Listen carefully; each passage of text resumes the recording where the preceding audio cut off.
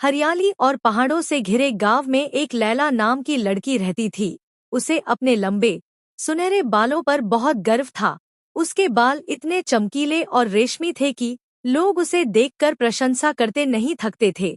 लैला भी इन प्रशंसाओं में डूबकर अपने बालों को और भी अधिक समय तक संवारती और इतराती रहती थी। उसे अपने बालों पर बहुत घमंड हो गया था।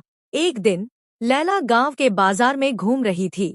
अचानक उसकी नजर एक बूढ़ी गंजी औरत पर पड़ी।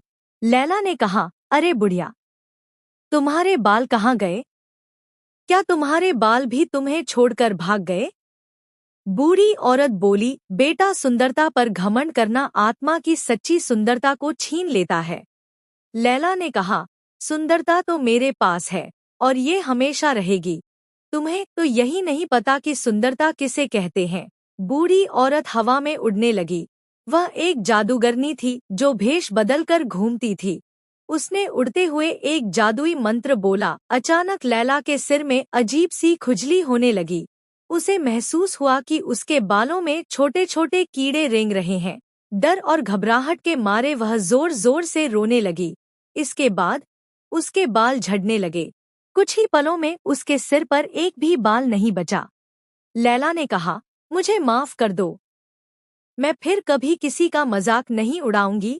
जादूगरनी ने कहा, सिर्फ माफी से कुछ नहीं होगा। तुम दूसरों की मदद करके और दयालु बनकर ही अपनी सुंदरता वापस पा सकती हो। लैला रोते हुए गांव की ओर दौड़ने लगी। धीरे धीरे उसने खुद को बदलना शुरू किया।